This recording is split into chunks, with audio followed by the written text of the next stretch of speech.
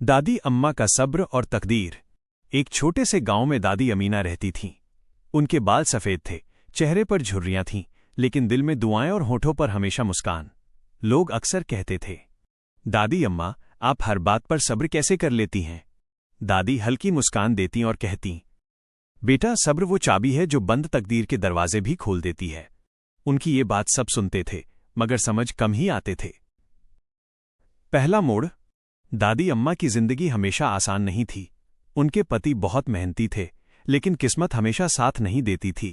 खेत छोटा था और फसल कभी अच्छी तो कभी खराब हो जाती। पैसों की तंगी रहती, मगर दादी कभी शिकायत नहीं करती। एक बार सूखा पड़ा, न खेत में पानी, न घर में राशन। बच्चे भूख से रोने लगे। गांव के लोग परेशान थे, लेकिन दादी रोज सुबह फज्र के समय आंसुओं के साथ दुआ करती, या अल्लाह, तूने मसला दिया है तो हल भी देगा। उनका बेटा गुस्से में बोला, अम्मा, सिर्फ दुआओं से सब कुछ नहीं चलता, कुछ तो करना पड़ेगा। दादी ने बेटे का सिर सहलाया और कहा, हाँ बेटा, दुआ के साथ कोशिश जरूरी है, लेकिन शिकायत, गुस्सा और बेचैनी ये कोशिश नहीं होती। कुछ ही दिनों में गांव में एक सरकारी ऑफिसर आया। उसने घोषणा की, सरकार बांध बनाने जा रही है, पानी की समस्या खत्म होगी और जिन किसानों की जमीन ली जाएगी उन्हें मुआवजा मिलेगा। दादी की जमीन भी उसी में थी। बेटा खुश हुआ। देखा अम्मा, तकदीर बदल गई। दादी मुस्कुराईं। तकदीर बदली नहीं, खुली है सब्र की चाबी से। उन्हें अच्छी रकम मिली और बेटा शहर जाकर नौकरी ढूंढने लगा, लेकिन शहर की चमक के पीछे मुश्किलों की लंबी परछाई थी। बेटे को नौकरी मिली, लेकिन वेतन बहुत कम था। घर खर्च, किराया और खाने में ही सब खत्म हो जाता। वो परेशान था, बेचैन था।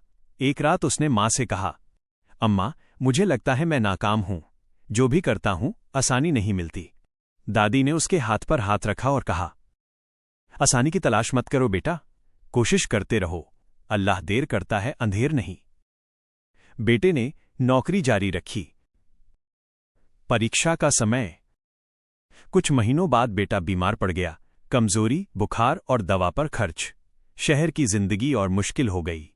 दादी बेटे को दवा देती, माथा सहलाती और हर रात तिलावत करती। पड़ोसी पूछते, अम्मा, आप परेशान क्यों नहीं होती?